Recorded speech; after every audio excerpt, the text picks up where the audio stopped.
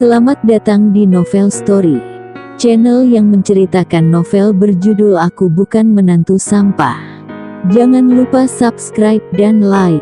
Sekian dari Mimin, silahkan menikmati ceritanya ya. Aku Bukan Menantu Sampah, bab 546 Mertua Ada Masalah. Rocky dengan dingin berkata, pertama, tarik kembali 2 triliun bantuan yang tadi kalian minta. Kalian tidak memenuhi syarat untuk meminta. Kedua, minta maaf kepada dokter pengobatan Tiongkok yang diremehkan oleh kalian tadi. Hanya jenis pengobatan tradisional Tiongkok dan Barat yang berbeda, dan tidak ada perbedaan antara keterampilan medis. Ketiga, secara pribadi meminta maaf kepada semua pasien dan keluarganya di rumah sakit dan akui bahwa kesalahan dalam pengobatan khusus kalian yang hampir menyebabkan mereka kehilangan nyawa. Smith tercengang dan bergumam, hanya begini. Anda tidakkah menginginkan uangnya? Aku dapat memberikan Anda semua 2 triliun sebagai sponsor. Uang. Rocky mencibir, lalu mengangkat bahu dan berkata, kamu bilang 2 triliun. Aku minta temanku pergi ke pulau untuk makan dan sedikit berhemat, harganya seharusnya dapat 2 triliun.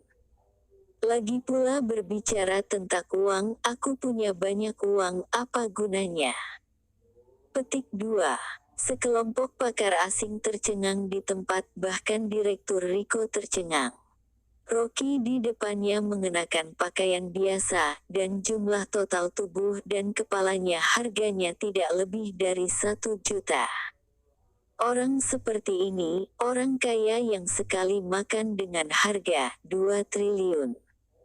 Rocky tertawa dan berkata, bercanda saja, tenangkan suasana. Sekarang aku akan menyembuhkan kalian. Sekelompok orang tersadar dan mengangguk penuh semangat dengan wajah hormat.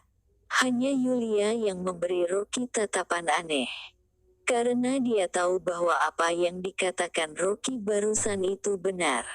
Jangankan makan 2 triliun, keluarga Lin menjamu tamu terhormat dan menghabiskan tidak lebih dari 4 triliun. Dengar-dengar bahwa orang tua Rocky mengadakan pernikahan yang menghabiskan biaya lebih dari 18 triliun, bahkan keluarga kerajaan asing secara pribadi menghadiri upacara tersebut, biaya ini membuat pernikahan kerajaan jauh tertinggal. Tidak hanya itu, papanya juga menyumbangkan lebih dari 20 triliun uang hadiah yang diterima dari pernikahan tersebut kepada organisasi amal internasional. Sangat disayangkan bahwa orang tuanya baik hati, tetapi Tuhan tidak berpandangan, sebuah kecelakaan mobil merenggut nyawa orang tuanya. Tapi Rocky tertekan ini dan meninggalkan keluarga Lin dan datang ke Gopo untuk menikahi Dewi. Memikirkan hal ini, wajah Yulia berkedip dengan sedih. Jika tidak ada kecelakaan seperti itu, takutnya Rocky dan Melanie telah mengadakan pernikahan dan menjalani kehidupan yang membuat kagum sebagai pasangan dewasa. Direktur Rico buru-buru bertanya, Master Rocky, aku akan mengirim seseorang untuk membeli obat seperti kertas jimat. Sudah terlambat. Rocky menggelengkan kepalanya dan berkata, berkat obat khusus mereka, kemampuan parasit itu meningkat lagi. Jika membeli obatnya kembali, mereka mungkin sudah mati. Lalu bagaimana? Smith begitu ketakutan sampai air mata mengalir, dan dia memandang Rocky dengan memohon, berulang kali, mohon bantuan Master Rocky. Rocky dengan datar berkata, bukankah kamu baru saja memberi makan 2 anjing dengan ampas obat? Bisa ambil air seni anjing untuk mengobati penyakitnya. Kencing anjing. Direktur Rico tertegun, tidak menyangka Rocky membuat permintaan ini. Smith juga tertegun dan berkata dengan panik, Master Rocky, ada bakteri dalam urin anjing, bagaimana bisa menyembuhkan parasit? Rocky mendongak dan berkata kepada Direktur Rico, "Tadi memberi ampas obat pada anjing, aku bilang obatnya terlalu kuat dan tubuh anjing serigala tidak bisa menyerap begitu banyak obat, jadi akan dikeluarkannya." Kedua anjing serigala tersebut adalah anjing jantan hitam. Anjing jantan positif, urin anjing hitam dapat mengusir roh jahat dan flu, ditambah khasiat obatnya pasti akan menyembuhkan parasit di tubuh mereka. Yulia tercengang, "Kotoran yang kamu maksud mengacu pada kencing anjing?"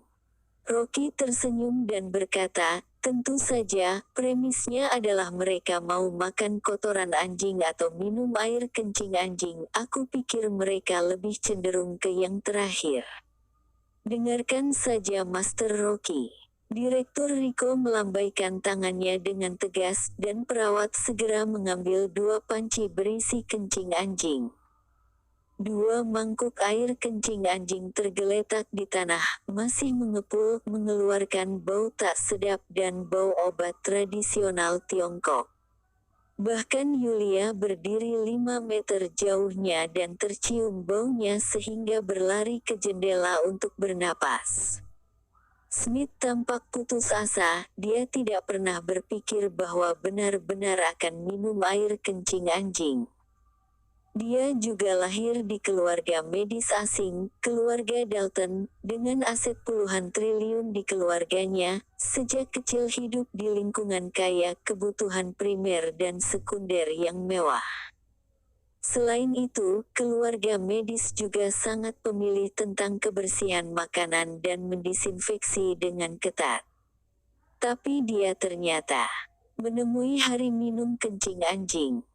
Tidak hanya Smith, beberapa pakar asing di sebelahnya juga membiru. Seorang pakar perempuan menangis dan hampir muntah.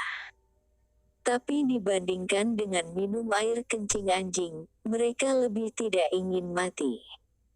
Sekelompok pakar asing harus gigit jari, berbaring di tanah, dan memaksa diri menundukkan kepala untuk meminum air kencing di baskom. Smith baru saja minum, ada bau yang menyengat di mulutnya, dan perutnya berkontraksi dengan kuat. Bahkan air matanya keluar karena kotoran berlutut di tanah muntah untuk beberapa saat. Kencing anjing ini 10 kali lebih buruk dari kencing manusia. Smith hanya minum 1 tegukan dan tidak bisa minum lagi, memutar matanya dan muntah. Saat ini, suara panjang Rocky datang dari samping. "Dokter Smith, ada banyak kandungan air dalam kencing anjing, jadi perlu beberapa teguk lagi agar efektif. 2 baskom kencing ini tidak cukup untuk pengobatan, siapa yang minum sedikit mungkin tidak akan sembuh sepenuhnya." Begitu dia selesai berbicara, Smith berkeringat dingin. Tanpa diduga, hanya 2 baskom air kencing anjing saja tidak cukup. Sekelompok pakar asing tidak peduli tentang apapun, dan bergegas untuk minum kencing anjing. 7 atau 8 pakar bersaing denganmu. Smith tadi sedikit ragu-ragu, tidak meraih banyak. Dia di dalam hatinya menyesal, melihat kencing anjing di baskom itu dirampas habis, tidak peduli dengan harga diri, merebut baskom dari tangan orang lain, mengangkat kepalanya dan meminum beberapa tetes terakhir kencing anjing. Bahkan tidak, Smith takut dirinya akan mati, jadi menjilat baskom sampai bersih, seolah-olah tadi hampir lupa untuk muntah. Melihat sekelompok pakar asing berjas mahal memperebutkan 2 pot kencing anjing dan berlomba-lomba minum kencing anjing, Direktur Rico juga terdiam beberapa saat. Tetapi sebagai anggota negara, harus dengan paksa menjaga ketenangannya dan mempertahankan sikapnya, tetapi benar-benar merasa terkejut di dalam hatinya. Direktur Rico mengangkat kepalanya dan bertanya kepada Rocky dengan hormat, "Master Rocky, dapatkah memberitahu mereka apa yang harus dilakukan?" Rocky meliriknya, mengangguk dan berkata cukup, kembali ke hotel dan istirahat semalam. Jika ada pertanyaan, silakan hubungi aku kapan saja. Masih akan ada masalah. Smith tercengang, hampir menangis. Rocky berkata, harus melihat kalian, jika kamu makan obat khusus jangan salahkan aku karena tidak mengingatkan. Tidak berani, aku tidak berani makan lagi. Smith mengangguk berulang kali. Tiba-tiba, seolah dia memikirkan sesuatu, segera mengeluarkan obat khusus yang tersisa dan membuangnya ke tempat sampah. Rocky mencibir di dalam hatinya di samping matanya yang dingin. Sebenarnya dia memiliki beberapa metode untuk mengobati penyakit kelompok pakar asing ini, selain pengobatan tradisional Tiongkok, akupuntur dan pijat. Tapi dia tidak perlu menyia-nyiakan auranya untuk sekelompok orang ini. Tepat ketika Rocky berjalan ke pintu masuk rumah sakit, sebuah mobil hitam datang dengan kencang. Mobil istri. Rocky terkejut dan mendongak. Rocky. Dewi membuka pintu mobil dan menghampiri dengan cemas. Tadi aku menelponmu namun tidak terhubung. Mama ada yang masalah, cepat selamatkan Mama. Aku bukan menantu sampah. Bab 547 mencari ahli dari luar negeri. Di belakangnya, Andrew dan Rino membawa Jenny turun dari mobil, bahkan tidak menyapa Rocky, langsung lari ke UGD dengan panik. Rocky terkejut, menarik istrinya dan bertanya, ada apa dengan ibu? Dewi sangat cemas, memegang tangannya dan berkata, bukankah ada wabah penyakit menular di Gopo? Ibu pergi bermain mahjong, sepertinya dia sudah terinfeksi. Tidak mungkin. Rocky segera menggelengkan kepalanya, aku berikan jimat kepada kalian semua, selama memakainya tidak akan terinfeksi. Jimat bunga persik. Dewi tertegun, dengan cepat mengeluarkan sebuah jimat dari sakunya. Oh iya, kamu memberikan ini kepada kami. Keluargaku semuanya memakai ini, tapi ibuku. Rocky mengerutkan kening, berkata dengan serius, jangan bilang ibu tidak pakai. Dewi terlihat cemas menatap Rocky selama beberapa detik sebelum dia berkata dengan kesal, kamu memberikan jimat kepada ibu, tapi ibu langsung membuangnya. Tidak disangka, membuang jimat akan terinfeksi penyakit aneh. Dewi sangat menyesalinya. Tepat setelah Rocky memberikan jimat kepada semua orang, begitu dia pergi, Jenny memaki Rocky yang pura-pura hebat, sampai menipu keluarga. Tidak cukup dia melampiaskan amarah seorang sendiri, dia bahkan merampas jimat Andrew, Rino dan lainnya lalu membuangnya dan mengatakan ini akan membawakan malapetaka. Untungnya, Rino takut mati, dia tidak bersedia membuangnya. Jenny membuang jimatnya sendiri ke tong sampah, lalu pergi mencari teman bermain mahjong, dibujuk bagaimanapun dia tidak mendengarnya. Alhasil ketika Jenny pulang, tiba-tiba seluruh tubuhnya menjadi aneh. Setelah diperiksa ia terjangkit penyakit aneh, dia berteriak seperti kerasukan setan di ruang tamu. Satu keluarga dibuat takut setengah mati olehnya. Dewi menelepon Rocky karena tidak tersambung. Mereka segera mengantarkan Jenny ke rumah sakit. Rocky tidak bisa berkata apa-apa, dia seharusnya tahu ibu mertuanya pasti tidak akan membuangnya. Benar-benar mencari penyakit sendiri. Dia segera berbalik, masuk ke dalam gedung. Di dalam kamar pasien, Jenny terbaring menggigil di ranjang rumah sakit dengan infus di lengannya dan wajahnya penuh kepanikan. Beberapa dokter mengelilinginya, memeriksa kondisinya. Bu, bertahanlah, Rocky sudah datang. Dewi bergegas ke samping tempat tidur, dengan linangan air mata. Jenny meraih tangan Dewi dan berkata dengan gemetar, "Putriku, apakah ibu akan mati?" "Tidak akan, Bu," ucap Dewi tidak bisa menahan linangan air matanya, berkata, "Biarkan Rocky memeriksamu, dia tahu ilmu medis, dia pasti bisa menyembuhkanmu." Rocky berjalan ke samping tempat tidur. Melihat sekilas tubuh Jenny, dia telah menunjukkan gejala terinfeksi parasit. Kulit merah, pigmen subkutan menunjukkan bercak ekimosis, ini terinfeksi serangga cacing Venomous. Untungnya, gejala Jenny masih ringan, parasit di tubuhnya belum mulai bermutasi. Andrew terdiam, dia menaruh harapannya pada Rocky, memegang Rocky dan berkata, "Rocky, kamu harus menyelamatkan ibumu." Rocky menganggukkan kepala, berkata, "Yah, jangan khawatir, kondisi ibu masih bisa diobati." Mendengar perkataannya, hati Dewi merasa lega. Dia percaya pada Rocky. Rocky mengeluarkan sekotak jarum perak, menggunakan alkohol untuk membersihkannya, lalu memelintir jarum, dan hendak menusuk titik akupuntur Jenny. Jenny menengadah melihat cahaya dingin dari jarum perak, dan segera berteriak ketakutan. "Aku tidak ingin diobati olehnya, aku ingin mencari dokter lain."